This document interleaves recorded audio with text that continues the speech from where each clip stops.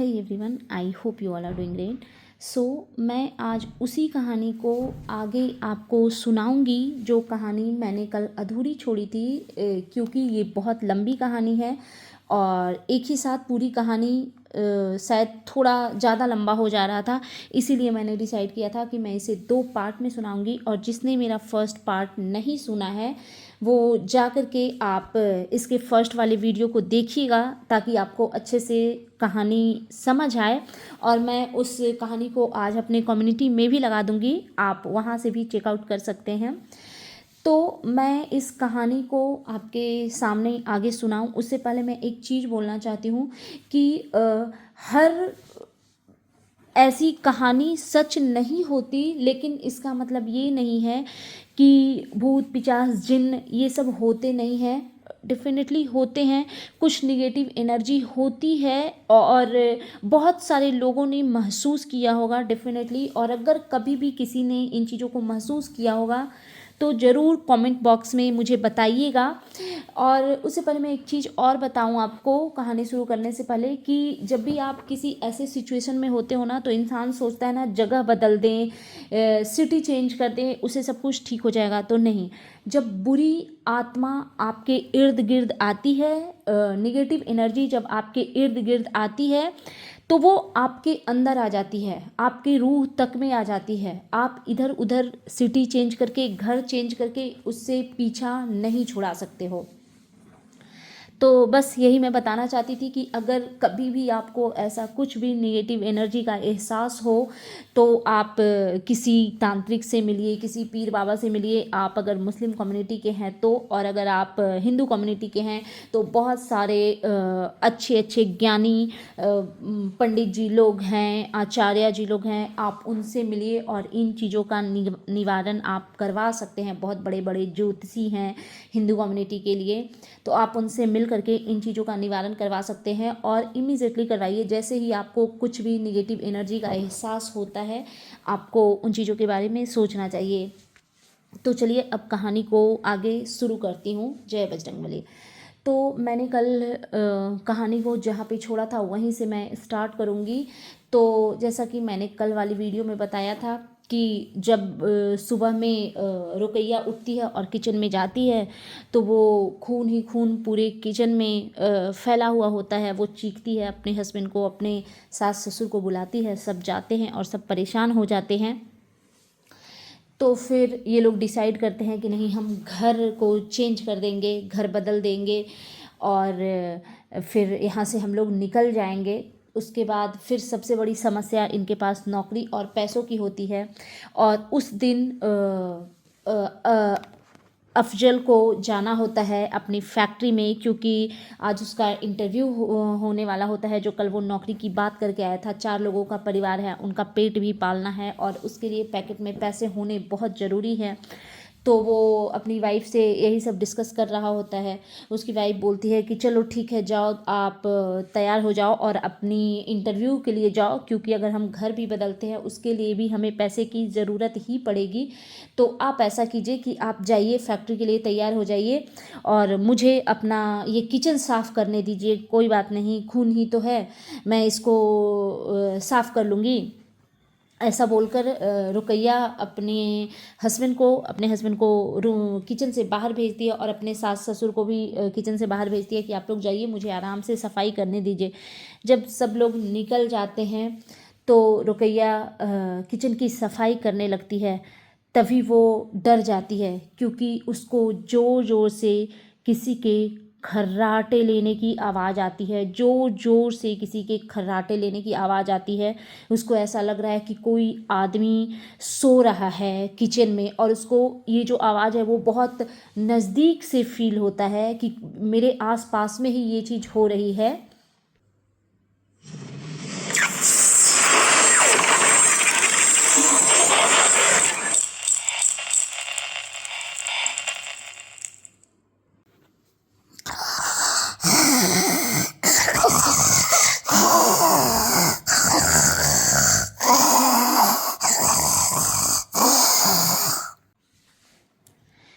फिर रुकैया घबरा के अपने हस्बैंड को आवाज़ लगाती है और उसको इस बात का भी ख्याल होता है कि उसके सास ससुर बुजुर्ग हैं, अब इन चीज़ों से वो बहुत परेशान हो रहे हैं। तो वो अपने हस्बैंड को आवाज़ लगाती है, सुन रहे हो, सुनिए सुनिए। उसका हस्बैंड बोलता है कि क्या हुआ? तो वो बोलती है कि आइए किचन में, मुझे आपकी मदद की ज़रूरत है। तो उसका हस्बैंड वहाँ पे जाता है। अफजल, रुकैया बोलती है कि आपको को कुछ सुनाई दे रहा है? तो अफजल बोलता है क्या सुनाई दे रहा है? तो बोलता है अच्छा ठीक है, सुनिए, आप एकदम कुछ मत बोलिए, चुपचाप बस खड़े होके बस सुनिए, कुछ बोलिएगा नहीं। फिर दोनों एकदम चुप होते हैं। तो अफजल को भी वही सेम आवाज़ सुनाई देती है, ज़ोर ज़ोर से किसी के खर्राटे की आवाज़ आ रही होती है।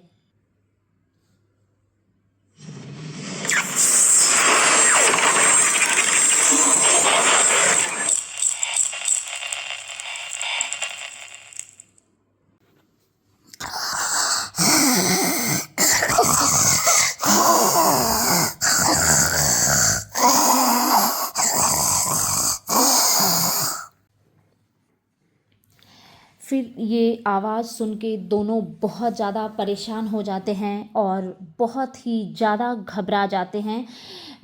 रुकैया और अफजल सोचते हैं कि नहीं, अब हमें ऐसे काम नहीं चलेगा, हमें जल्द से जल्द किसी पीर बाबा से मिलना है, किसी तांत्रिक से मिलना है, अब ऐसे इस घर में नहीं रहा जा सकता है।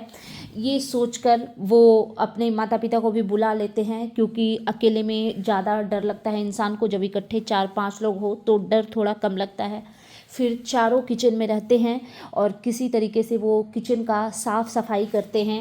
और रुकैया जब कहती है अपने पति अफजल को कि आपको फैक्ट्री जाना है, तो अफजल बोलता है कि नहीं, इस हालत में क्या फैक्ट्री जाऊं और कैसे काम करूं, मुझे हर हाल में अब कोई तांत्रिक चाहिए, कोई पीर बाबा चाहिए जो हमें इन चीज़ों से मुक्ति दिलाए।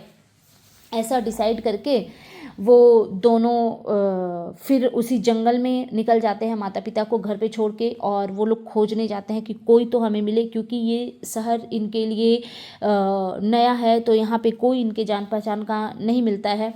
इसलिए ये बाहर निकलते हैं। वहाँ पे इनको वही वाला तांत्रिक दिखता है। अफजल उनके सामने गिड़गिड़ाता है, रोता है कि बाबा आप मेरी मदद करो, हम बहुत परेशान हैं, बहुत बेचैन हैं। तो वो बोलता है कि चलो ठीक है, तुम अपने घर जाओ, अपना एड्रेस यहाँ पे लिख के मुझे दे दो और फ़ोन नंबर भी दे दो, हम आ जाते हैं और तुम्हारा निवारण कर देते हैं। ऐसा कह के वो जो तांत्रिक थे वो इन लोगों को भेज देता है और वो खुद बोलता है कि मैं थोड़ी देर में आता हूँ। ये लोग घर आते हैं। घर आते ही अफजल को फैक्ट्री से फ़ोन आता है। वो बोलता है कि भाई साहब क्या हुआ, आप इंटरव्यू के लिए आने वाले थे तो अभी तक आए नहीं, मालिक आपका वेट कर रहे हैं। तो अफजल कहता है कि सर थोड़ी सी मजबूरी आ गई है, मेरे घर में कुछ एक प्रॉब्लम आ गई है फिर से, तो मैं आज नहीं, अगर कल आ जाऊं तो चलेगा। तो इस बार फैक्ट्री का जो मैनेजर होता है वो चिढ़ जाता है। वो बोलता है कि पहले अपने घर की परेशानी को ही दूर कर लो, नौकरी करने की कोई ज़रूरत नहीं है। ऐसा कह के वो टाल देता है और गुस्साता है और फ़ोन कट कर देता है। और देखा जाए तो वो अपनी जगह सही भी है, क्योंकि आपकी परेशानी से किसी को लेना देना नहीं होता है। आप जहाँ पे भी काम करते हो आप अपना 100% दो, मंथ के एंड में आपको सैलरी मिलेगी, दैट्स इट। उससे ज़्यादा किसी को किसी से मतलब नहीं है आज के टाइम पे। फिर अफजल सोचता है कि नहीं, क्या करूँगा मैं, कैसे नौकरी करूँगा, क्या कैसे काम कर पाऊँगा जब मेरे घर में ये सिचुएशन है।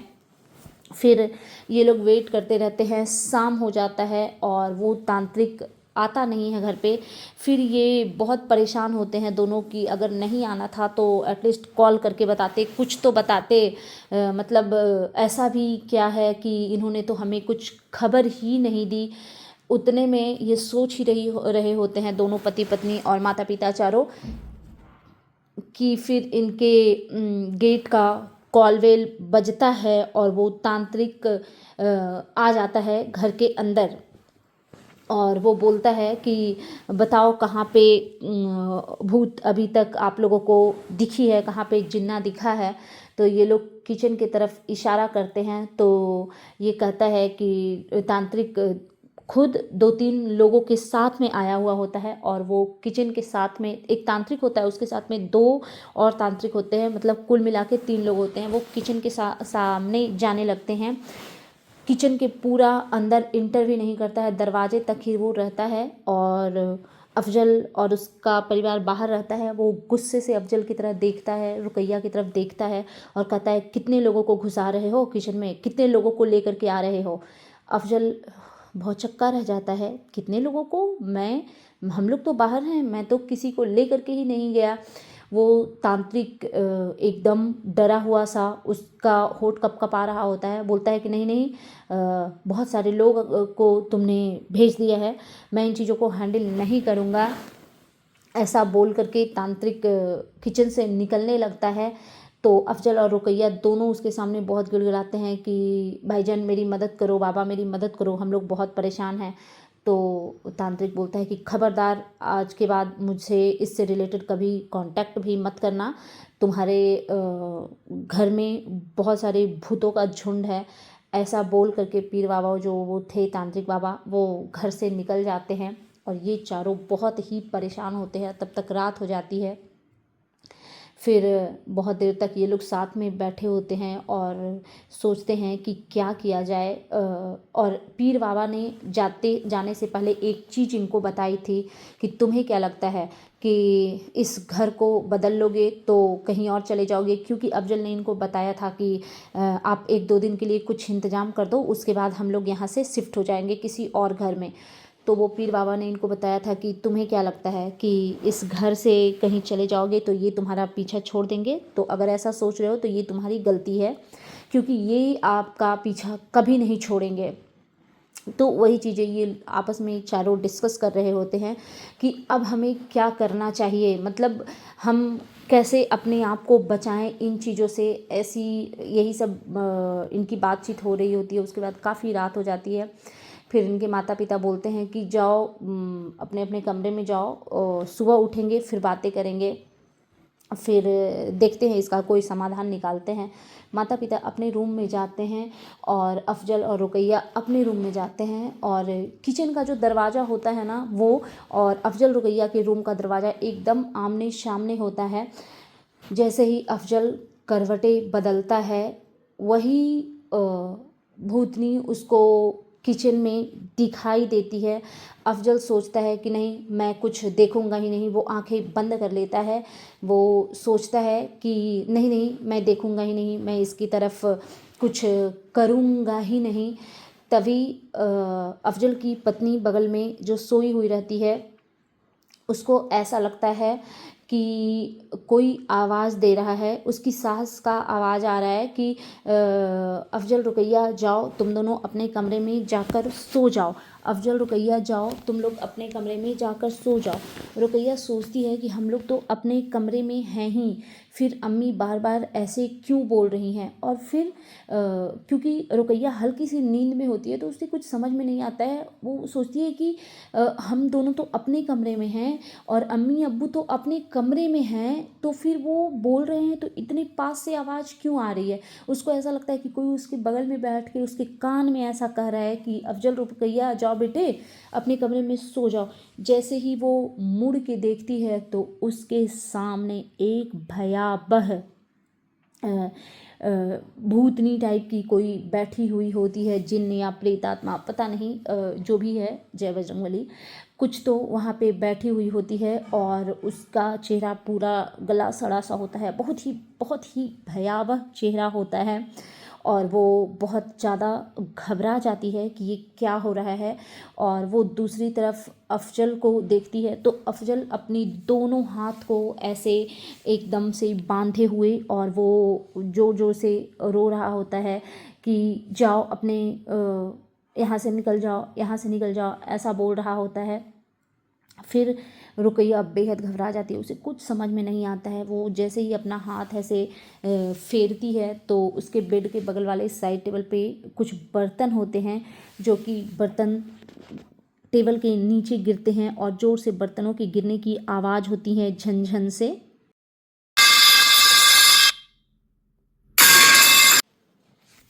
और जैसे ही वो आवाज़ होती है, उधर से अम्मी अबू आ जाते हैं दोनों।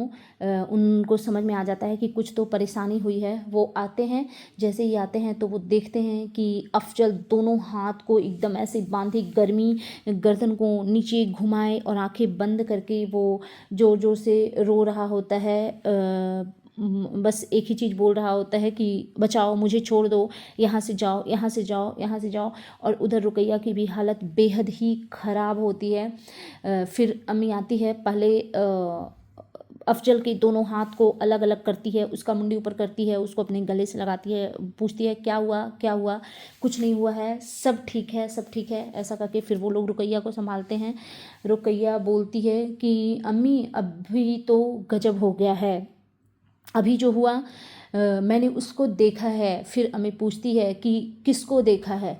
तो रुकैया बोलती है कि मैंने उसको देखा जो मुझे इतने दिन से घर में, जिसकी एनर्जी मुझे नज़र आ रही थी, लेकिन ऐसा लग रहा था कि वो कोई जाना पहचाना चेहरा है, मैंने उससे पहले कभी देखा है।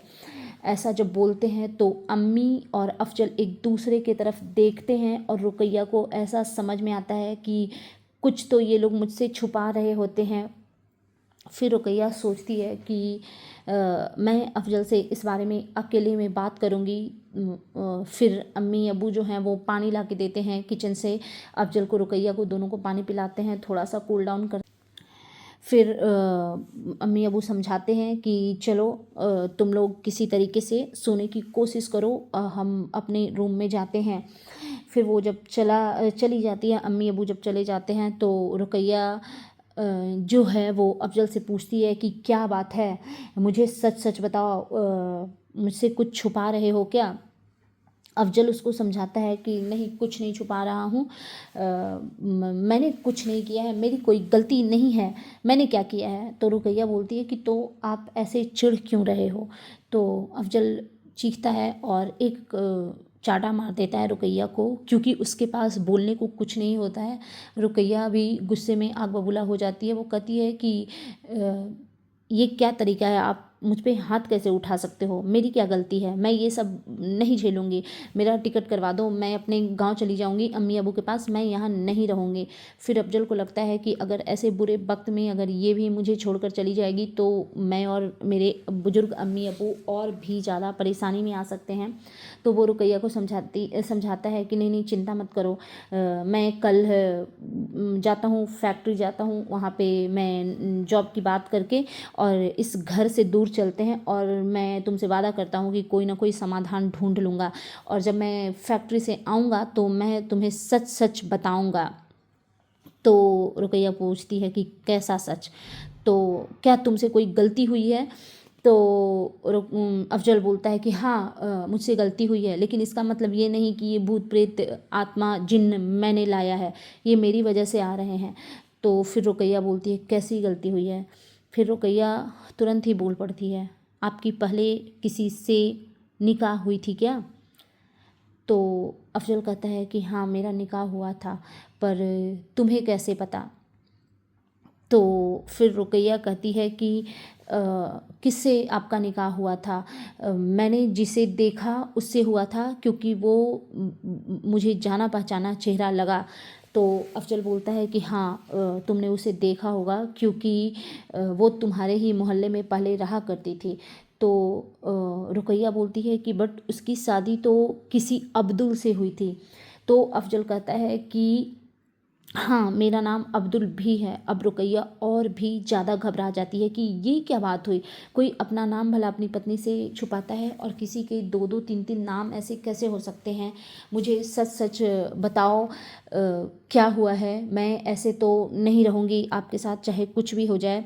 फिर इन दोनों की बातों को सुनकर दोनों परेशान होते हैं, एक दूसरे से फिर बात कर रहे होते हैं कि तभी रुकैया जो है वो अम्मी के कमरे की तरफ से उसे कुछ आवाज़ आती है, और आवाज़ ऐसा आता है कि कोई रो रहा है। अम्मी के कमरे में बैठकर किसी के वही खर्राटे लेने की, रोने की आवाज़ आती है जो उसे किचन में आ रही होती है।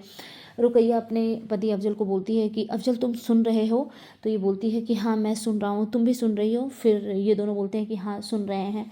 फिर ये जैसे ही अम्मी के कमरे की तरफ जब देखते हैं तो मतलब इनको महसूस होता है कि कोई अम्मी के पैरों के बगल में कोई एक बैठी हुई है जिन्ना टाइप। अब ऐसा लग रहा है कि वो उसके पैर दबा रही है या पैर छू रही है, कुछ तो कर रही है, बट कोई तो बैठा हुआ है। रुकैया बहुत ही ज़्यादा घबरा जाती है कि ये क्या हो रहा है। फिर वो ज़ोर ज़ोर से चिल्लाती है अम्मी अबू अम्मी अबू। फिर अम्मी अबू आते हैं, फिर एक साथ रूम में बैठते हैं।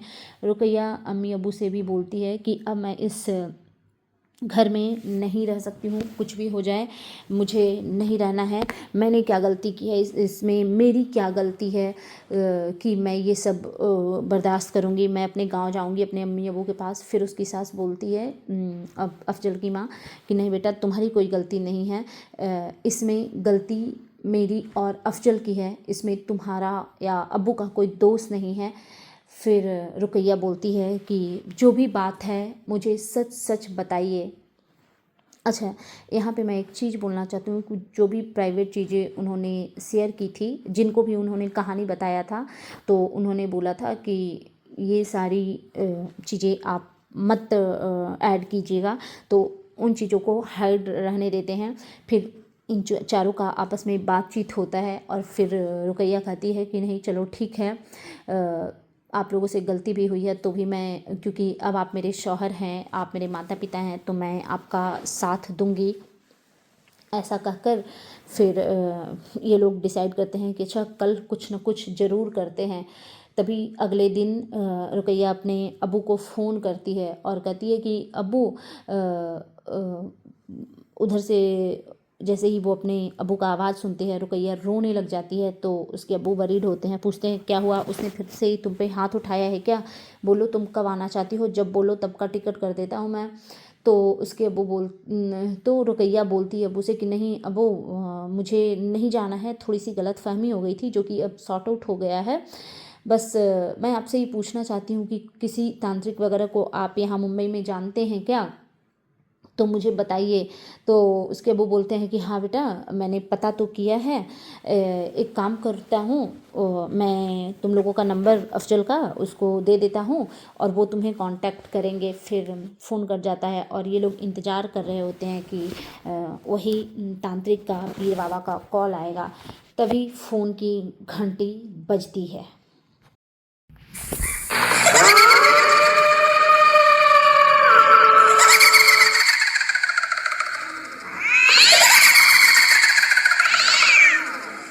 चल बात करता है उस तांत्रिक से, तो वो बोलते हैं कि एड्रेस वगैरह लेते हैं कि एग्जैक्ट लोकेशन बताइए कि आप कहाँ पे हैं, मैं अभी पहुंच रहा हूँ। फिर वो कुछ ही देर में वो तांत्रिक बाबा अपने साथ एक दो लोगों को लेकर के इनके घर पे आ जाते हैं और पूछते हैं कि अब बताइए कि कहाँ कहाँ पे आपको ये दिखे हैं, जो प्रेत आत्मा है जिन्ना है वो कहाँ कहाँ पे आपको दिख रहे हैं। तो ये लोग बताते हैं कि अब हर जगह दिख रहे हैं, पहले तो सिर्फ किचन में दिख रहे थे लेकिन अब किचन में भी दिख रहे हैं, हमारे बेडरूम में भी दिख रहे हैं, अम्मी अबू के बेडरूम में भी दिख रहे हैं। चारों तरफ से कभी रोने की, कभी कराहने की, कभी सिसकने की आवाज़ आ रही है। तो तांत्रिक बाबा बोलते हैं कि आप ऐसा कीजिए कि कल आप लोग 4 इस पे जाइए जहाँ पे मुस्लिम के डेड बॉडी को दफनाया जाता है, और वहाँ से 4 जगह से आप मिट्टी ले कर के आइए और 4 श्मशान पे जाइए, वहाँ से भी मिट्टी ले कर के आइए। और वो बताते हैं कि ये आपको मैं जो बताऊंगा वो करना पड़ेगा, लेकिन ये 2 ही लोगों को करना है, एक अफजल को और एक अफजल की अम्मी को। और सिर्फ यहाँ पे ही आपको ये झाड़ा फुकाई नहीं करना पड़ेगा, यहाँ पे भी करना पड़ेगा। और आपको अपने गांव यूपी के गांव से, आप जहाँ से हैं वहाँ पे भी जा कर के करना पड़ेगा। आपको जब पता था कि उस घर में उसके साथ चीज़ें गलत हुई है तो आपको उन चीज़ों का निवारण उस घर में करना चाहिए था, ना कि वहाँ से भागना था आप लोगों को। फिर ये इसको समझाते हैं, बोलते हैं कि 4 वो मिट्टी 4 शमशान से ले कर के आइए और उसको आप दोनों के नहाने के पानी में उसको डालिए, और भी कुछ कुछ वो जो सॉल्यूशन बताते हैं कि इसको ऐसा ऐसा करना है। और हर 21 दिन पे इस चीज़ को रिपीट करनी है। हर 21वें दिन शमशान से जाके मिट्टी लानी है और उसका झाड़ा फुकाई करना है और वहाँ पे जाकर के तांत्रिक बाबा को वो सारी चीज़ें सौंपनी हैं।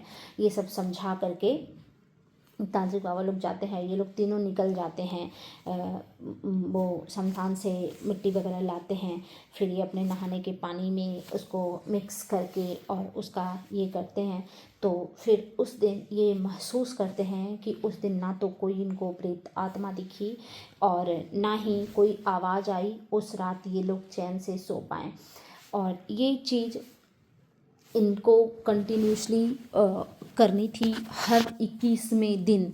जैसे आज इन्होंने किया है तो उसके 21वें दिन सेम टू सेम इनको वही चीज़ें रिपीट करनी थी। लेकिन एक दो बार इनसे ऐसा हुआ कि ये याद इनको नहीं रहा और जिस दिन याद नहीं रहा तो उस दिन फिर 21वें दिन सेम चीज़ इनको फील होने लगी। नेगेटिव एनर्जी, वो जिन्नात्माएँ, रोना, सिसकना, आवाज़ें आनी, ये सब इनको महसूस होने लगा।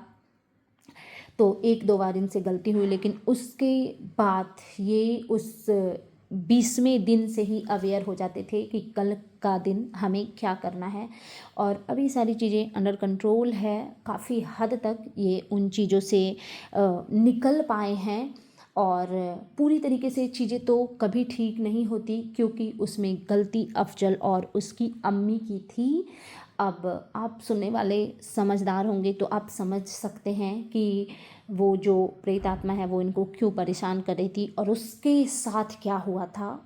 आप समझ सकते हैं। बहुत ज़्यादा डिटेल्स में यहाँ पे बताने की अनुमति नहीं है, इसलिए मैं वो चीज़ शेयर नहीं करूँगी। बाकी मैं यही चीज़ करती हूँ कि किसी के साथ भी बुरा करके कभी कोई खुश नहीं रह सकता है। इंसान को आप तड़पा सकते हो लेकिन वही इंसान जब राक्षस का रूप ले ले तो उसको आप तड़पाना तो दूर, उसको आप हरा भी नहीं सकते हो। और फिर वो जो आपके साथ जो हश्र करेगा उससे फिर आपका पता नहीं कितना पुस्त सब खराब होता है। तो इनकी लाइफ में अभी चीज़ें कंट्रोल में है लेकिन कुछ नुकसान ऐसे होते हैं जिसकी भरपाई कभी नहीं होती और वो नुकसान इस फैमिली के साथ भी हुआ है और बहुत बुरे तरीके से हुआ है। लेकिन जो भी इनको टोने टोटके बताए गए, जिस तरीके से इनको झाड़ा फुकाई जो भी बताई गई, उन चीज़ों को ये करते हैं और बहुत ज़्यादा इन चीज़ों से डरे रहते हैं क्योंकि वो तांत्रिक बाबा ने बताया था कि अगर आप ये सारी चीज़ें नहीं अच्छे से फॉलो करते हो तो एक एक करके आपका पूरा परिवार ख़त्म हो जाएगा और शुरुआत होगी रुकैया से, जिसकी कोई गलती भी नहीं है। तो इन चीज़ों को लेकर के अब ये फैमिली बहुत ज़्यादा अवेयर है।